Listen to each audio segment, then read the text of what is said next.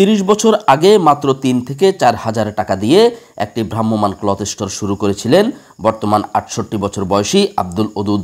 30 বছর আগের সেই 3 থেকে 4 হাজার টাকার পুঁজি এখন দাঁড়িয়েছে 50 থেকে 60 হাজারে। বর্তমান দিনে ইনকাম প্রায় 3 থেকে 5 হাজারের মধ্যে। নোয়াখালী চাটখিল উপজেলার শ্রীপুরের অমরপুর নিবাসী আব্দুল ওদুদ প্রত্যহ সকালে ভ্রাম্যমাণ ক্লথ স্টোরটি নিয়ে বের হন। চাটখিল রোড এবং বাজারে বিক্রি করে রাত 9টার দিকে আবার ফিরে আসেন। অল্প হতে আমি ফুটপাতে এই ব্যবসা করি, প্যান্ট গেঞ্জি বাচ্চাদের আইটেম এইগুলা আমি ব্যবসা করি। এতে আমার ছেলেবেলে নাই, আমি মানুষ, আমার পরিবার একজন, আমি একজন, আমার একটা মেয়ে, ছেলে নাই। এটা নিয়ে আমি নির্ভেল ছিল, আল্লাহ পাকে আমাকে ছাড়া। আর 30 বছর আগে এটা শুরু করছি আমি, মনে করেন যাতে 3,000 4,000 এরকম। এরপরে ওইটা মনে করেন ওরকম 50-60 হাজার টাকা মাল আনা হয়। হ্যাঁ, এতে বেশি 2,000 3,000 এরকম, কোনো দিন 5,000 এরকম হয়। এই চাটকিলি আমি মাল বেশি মোটামুটি আল্লাহর রহমতে নিজে খাইয়া হেঁটে চলতে পারি। আল্লাহর রহমতে আলহামদুলিল্লাহ কোনো অসুবিধা হয় না।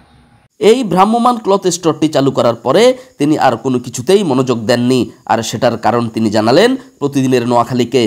এই ভ্রাম্যমাণ ইয়ে দিয়ে আমি সব জায়গায় যাইতে পারি, কেউর কোনো বেচা কেনার কোনো অসুবিধা হয় না, কোনো দোকানপাটের অসুবিধা। আমি যেদিকে দরকার সেদিকে যাই, যখন যেখানে লাগানোর দরকার আমি এইখানে লাগাই।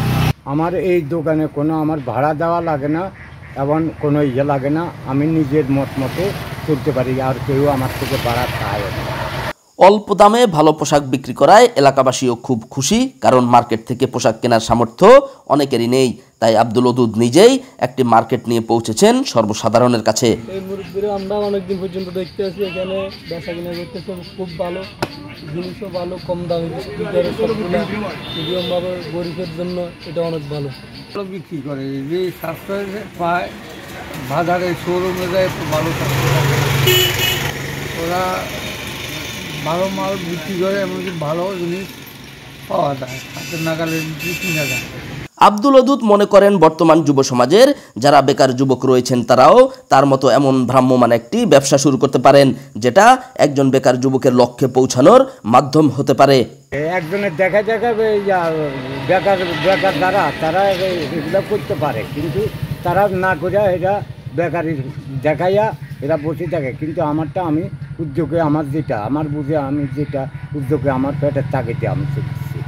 আব্দুল ওদুদের এই ভ্রাম্যমাণ ক্লথ স্টোরটি শুধু একটি দোকান নয়, এটা হতে পারে কোনো স্বপ্ন দেখা বেকার যুবকের স্বপ্ন বুননের কারখানা। মোহাম্মদ শাহ আলম, প্রতিদিনের নোয়াখালী নিউজ ডেস্ক।